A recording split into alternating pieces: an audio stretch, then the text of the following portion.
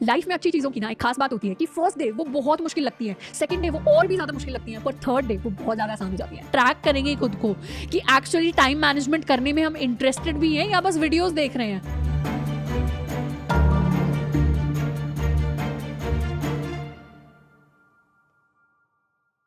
Hi everyone, मैं हूं आपकी श्रद्धा दीदी एंड वेलकम टू अपना कॉलेज। आज की वीडियो में हम बात करने वाले हैं टाइम मैनेजमेंट के बारे में। अब आप में से ऐसे बहुत सारे स्टूडेंट्स हैं जिन्होंने क्वेरीज रेज की कि कॉलेज के अंदर टेस्ट होते हैं, असाइनमेंट्स होते हैं, क्लासेस होती हैं, इसके साथ सोसाइटी के इवेंट्स हो जाते हैं, कॉलेज के फेस्ट हो जाते हैं और इसके साथ साथ हम इंटर्नशिप, प्लेसमेंट, रेज्यूमे, इन सब की तैयारी करें तो हमें ऐसा लगता है कि हमारे 24 घंटे ना बहुत कम पड़ रहे हैं।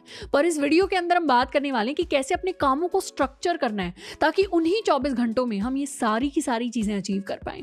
अब टाइम मैनेजमेंट को समझने के लिए ना दिवाली का एग्जाम्पल लेते हैं। दिवाली से 2-3 दिन पहले पूरी फैमिली ना इकट्ठी होती है और सही चीज़ों को ना सही जगह पे रख देती है, जिससे हमें दिवाली के बाद लगता है कि घर के अंदर बहुत सारी खाली स्पेस आ गई।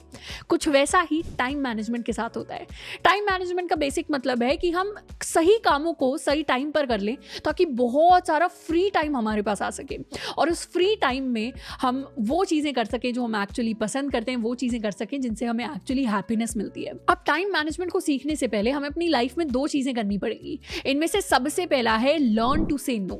जो चीज़ें हमारी प्रायोरिटी लिस्ट में ऊपर नहीं आती, अर्जेंट नहीं है, इंपॉर्टेंट नहीं है, उन्हें हमें ना कहना पड़ेगा और अपने दिमाग में एक चीज़ बिठानी पड़ेगी कि जब भी हम किसी चीज़ को हाँ कहते हैं लाइफ में तो हम अल्टीमेटली दूसरी चीज़ों को मना कर रहे होते हैं। और दूसरी चीज़ जो हमें सीखनी पड़ेगी वो ये कि हम सबकी लाइफ में एक दिन के अंदर वही 24 आवर्स होते हैं, वही 1440 मिनट्स होते हैं, वही 86,400 सेकेंड्स होते हैं। पर हम में से कई लोगों की लाइफ बहुत अच्छी होती है क्योंकि हम उनको इफेक्टिवली मैनेज करते हैं, पर कुछ लोगों की लाइफ उतनी अच्छी नहीं होती। इसीलिए टाइम मैनेजमेंट वर्क करता है तो इसको सीखना और इम्प्लीमेंट करना बहुत इंपॉर्टेंट है। अब इस वीडियो के अंदर हम टाइम मैनेजमेंट के 3 स्टेप्स के बारे में बात करेंगे, जिनमें से सबसे पहला है कि सुबह उठते ही अपने सारे कामों की एक लिस्ट बना लें। फिर चाहे वो काम प्रायोरिटी में बहुत ज़्यादा हो, बहुत ज़्यादा इंपॉर्टेंट, बहुत ज़्यादा बड़े काम हो या बहुत ज़्यादा छोटे पिद्दी से काम हो, सबको एक लिस्ट के अंदर हमें लिख लेना है। इसका दूसरा स्टेप होगा स्टीव कोवी की फेमस अर्जेंट इंपॉर्टेंट मैट्रिक्स को फॉलो करना। अब जिनको नहीं पता, स्टीव कोवी एक फेमस राइटर हैं जिन्होंने 7 हैबिट्स ऑफ इफेक्टिव पीपल नाम की एक बहुत फेमस, बहुत पॉपुलर किताब लिखी है और इन्होंने टाइम मैनेजमेंट की एक मैट्रिक्स को इंट्रोड्यूस किया है जिसमें हमें क्या करना है, अपने पेज के 4 हिस्से करने हैं। इनमें से सबसे पहले हिस्से में हम वो काम लिखने वाले हैं जो इंपॉर्टेंट है पर अर्जेंट नहीं है, यानी इनको मुझे करना तो है लाइफ में पर अभी नहीं किया तो इतनी कोई परेशानी वाली बात नहीं हो जाएगी।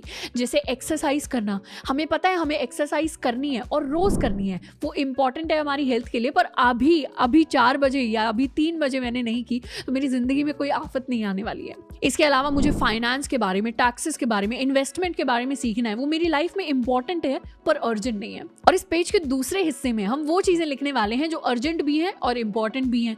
जैसे अगर हमारा कोई एग्जाम आ रहा है तो उसके लिए पढ़ाई करना अर्जेंट भी है और इंपॉर्टेंट भी है। अगर हमारा कोई टेस्ट है, असाइनमेंट है, उसकी सबमिशन डेट आ रही है तो उसको सबमिट करना, उसको प्रिपेयर करना हमारे लिए इंपॉर्टेंट भी है, अर्जेंट भी है। कोई कोडिंग कॉन्टेस्ट है जो आज 1.5 घंटे ही होना है तो उसमें पार्टिसिपेट करना, किसी हायरिंग एग्जाम में पार्टिसिपेट करना, ये सारे अर्जेंट और इंपॉर्टेंट काम है। तीसरे हिस्से में वो काम लिखने वाले हैं जो अर्जेंट है पर इंपॉर्टेंट नहीं है। जैसे घर में दूध खत्म हो गया, ब्रेड खत्म हो गया तो मम्मी कहती थी जाओ बेटा बाजार से लेकर आओ, तो ये हमारे लिए एक अर्जेंट काम है जो अभी कभी होना जरूरी है पर इतना इंपॉर्टेंट नहीं है। इसके अलावा हमारे कॉलेज के कुछ फेस्ट होते हैं, कॉलेज की सोसाइटीज होती हैं जिनमें हम इवेंट्स ऑर्गेनाइज करा रहे होते हैं, तो वो काम अर्जेंट होते हैं पर इतने इंपॉर्टेंट नहीं होते।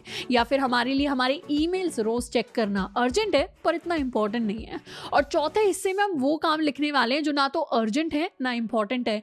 जैसे हमारी कोई वेब सीरीज देखना, ना ये काम इंपॉर्टेंट है ना ये काम अर्जेंट है। हमने इंस्टाग्राम पे कोई पोस्ट किया है, उसके कमेंट्स चेक करना, उसके लाइक्स चेक करना, ये काम इंपॉर्टेंट भी नहीं है और अर्जेंट भी नहीं है। तो अपने सारे कामों को ना इन 4 हिस्सों में डिवाइड कर लेना है और मैं तो कहूँगी कि अभी आपको वीडियो को पॉज करना है, अपने सारे काम लिखने हैं जो अभी आपको करने हैं अपने दिन में और उनको इन 4 हिस्सों में अभी के अभी बैठकर डिवाइड करना है।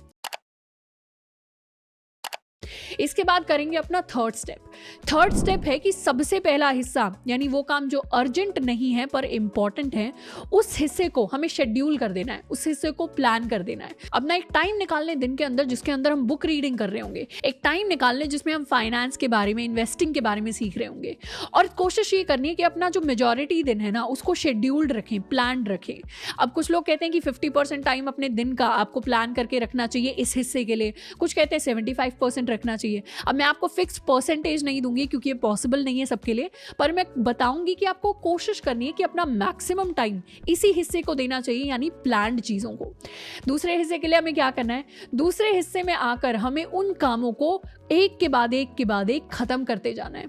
यानी जिस काम को एक के बाद उठा लिया उसको खत्म करके छोड़ना है। कल एग्जाम है तो उसकी पढ़ाई अभी शुरू कर देनी है और पढ़ाई को खत्म कर देना है। अब टाइम मैनेजमेंट में एक फेमस लॉ होता है जिसको पार्किंसंस लॉ कहते हैं। ये लॉ कहता है कि काम उतना ही बढ़ जाएगा जितना आप उसको टाइम दे देंगे। यानी एक हफ्ते बाद अगर एग्जाम है तो पढ़ना हम एक दिन पहले ही शुरू करेंगे, अगर 4 घंटे बाद एग्जाम है तो पढ़ना हम अभी शुरू करेंगे। तो काम उतना ही होता है पर आप उसको जितना टाइम दे देंगे ना वो उतना बड़ा होता चला जाता है। तो कोशिश करनी है काम को जैसे ही शुरू करें ना वैसे ही साथ के साथ उसको एकदम से खत्म कर देना है। इस तरीके से आप करेंगे तो आपके काम एक के बाद एक जल्दी जल्दी खत्म होते चले जाएंगे। और सेकंड हिस्से के काम जैसे ही खत्म हो गए ना, फिर आना है हमें अपने थर्ड हिस्से की तरफ। फिर उन कामों के लिए देखना है कि क्या कोई और मेरे लिए काम कर सकता है। जैसे अगर मार्केट से ब्रेड लेकर आनी है, दूध लेकर आनी है, तो क्या करेंगे, छोटे भाई बहन को बोल देंगे जो अभी स्कूल के अंदर अभी मस्ती कर रहे हैं, वो जाकर लेकर आ जाएंगे, हम कोई और प्रोडक्टिव काम कर लेंगे। इस तरीके से डेलीगेट करना सीखना है। और अगर डेलीगेट नहीं कर पा रहे हैं तो उसके बाद इन कामों को हमें खत्म करने की कोशिश करनी है। और फिर आना है अपने फोर्थ क्वाड्रेंट की तरफ, यानी जब फ्री टाइम आएगा तो अपनी लेजर वाली एक्टिविटीज करनी है और इनको हमें मिनिमाइज करना है to at least 5%, 10% of our time. अब टाइम मैनेजमेंट के ये जो 3 स्टेप्स है ना, ये बहुत फेमस है, बहुत सारे लोगों को पता है, पर फिर भी टाइम मैनेजमेंट पॉसिबल नहीं हो पाता क्योंकि हमारे पास कंसिस्टेंसी नहीं आ पाती। मतलब हम एक दिन कर लेते हैं, 2 दिन कर लेते हैं, पर तीसरे दिन हम नहीं कर पाते।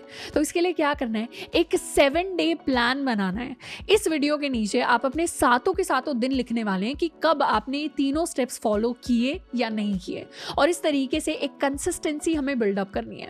लाइफ में अच्छी चीज़ों की ना एक खास बात होती है कि फर्स्ट डे वो बहुत मुश्किल लगती है, सेकेंड डे वो और भी ज़्यादा मुश्किल लगती हैं, पर थर्ड डे वो बहुत ज़्यादा आसान हो जाती हैं। तो हमें क्या करना है, उस थर्ड डे का टारगेट हमेशा माइंड में रखना है और डिफिकल्ट चीज़ों को करते रहना है। तो 7 दिन का हम टारगेट लेंगे, सातों के सातों दिन हम अपनी अपडेट्स पोस्ट करेंगे और ट्रैक करेंगे खुद को कि एक्चुअली टाइम मैनेजमेंट करने में हम इंटरेस्टेड भी हैं या बस वीडियोस देख रहे हैं। और सिर्फ वीडियोस नहीं देखने, उसको एक्चुअली अपनी लाइफ में इंप्लीमेंट करना है विद द 7 डे प्लान। अब इसके साथ एडिशनल टिप ये है कि जब आप 2-3 चीज़ें साइमल्टेनियसली मैनेज कर रहे हैं ना, तो अपने दिन को कुछ हिस्सों में डिवाइड कर दें। जैसे मैंने अपने दिन को 2 हिस्सों में डिवाइड कर रखा है। सुबह 9 से दोपहर के 2 बजे का टाइम जाता है यूट्यूब के ऊपर, यूट्यूब के लिए वीडियोस बनाने में, या फिर जावा की, HTML की, C++ की क्लासेस लेने में। एंड दूसरा हिस्सा यानी दोपहर के 2 बजे से रात के 9 बजे तक का जो टाइम है वो जाता है बाकी कामों में, जैसे टेक हो गए, ऑपरेशंस हो गए, नए लोगों को हायर करना है, नए लोगों को टीम में लेकर आना है, उन्हें चीज़ें सिखानी है। तो इस तरीके से अगर आप 2-3 चीज़ें मैनेज कर रहे हैं, जैसे क्लासेस की पढ़ाई मैनेज कर रहे हैं, एग्जाम्स मैनेज कर रहे हैं, कोडिंग मैनेज कर रहे हैं, या फिर UPSC वगैरह की तैयारी कर रहे हैं, तो आप अपने दिन को 2-3 हिस्सों में डिवाइड कर सकते हैं और इस हिसाब से 4-4, 5-5 घंटे आप इनमें से किसी एक एक्टिविटी को साथ के साथ दे सकते हैं। तो आई होप कि इस वीडियो से टाइम मैनेजमेंट के बारे में हम काफ़ी कुछ लेकर जा रहे होंगे और सबसे इंपॉर्टेंट जो चीज़ लेकर जाएंगे वो ये है कि कंसिस्टेंसी इज़ मोस्ट इंपॉर्टेंट। हमने सीख लिया टाइम मैनेजमेंट क्या है, पर उसको फॉलो करना सबसे डिफिकल्ट पार्ट है और ये डिफिकल्ट पार्ट हमें अकेले ही करना पड़ता है क्योंकि कोई और आकर आपके लिए इसको फॉलो नहीं करेगा। तो अपने अपडेट्स के थ्रू खुद को चैलेंज करना है ये डिफिकल्ट चीज़ करने के लिए।